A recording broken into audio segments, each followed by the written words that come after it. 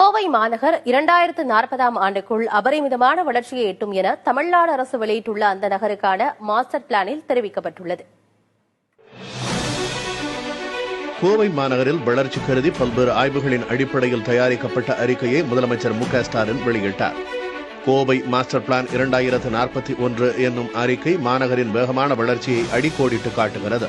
தற்போதுள்ள மக்கள் தொகையை விட இன்னும் 15 ஆண்டுகளில் 2.5 மடங்கு அதிகமானோர் அங்கு வசிப்பார்கள் என ஆய்வறிக்கை தெரிவிக்கிறது.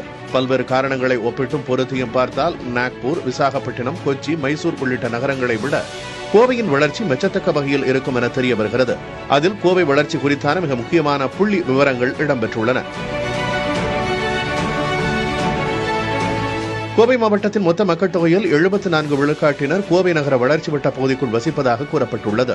மாநிலத்தின் மொத்த உள்நாட்டு உற்பத்தியில் 9 விழுக்காடு பங்கை கோவை மாநகர் மட்டுமே கொடுப்பதாக கூறப்பட்டுள்ளது. ஜவுளித்துறை, வாகன உற்பத்தி, தொழில்துறை, மின்னணு பொருட்கள் தயாரிப்பு, சுகாதாரம், கல்வி, ரியல் எஸ்டேட் என பல்வேறு துறைகள் நேர்த்தியான வளர்ச்சியை எய்தி வருவதாக அறிக்கையில் கூறப்பட்டுள்ளது.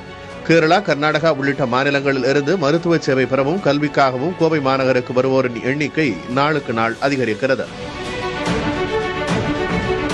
1531.57 சதுர கிலோமீட்டர் பரப்பளவு கொண்டது கோவை. கோவை தெற்கு, பேரூர், மதுக்கரை, சூலூர், மேட்டுப்பாளையம், கிணத்துக்கடவு ஆகிய தாலுகாக்களும், கருமத்தம்பட்டி, கூடலூர்,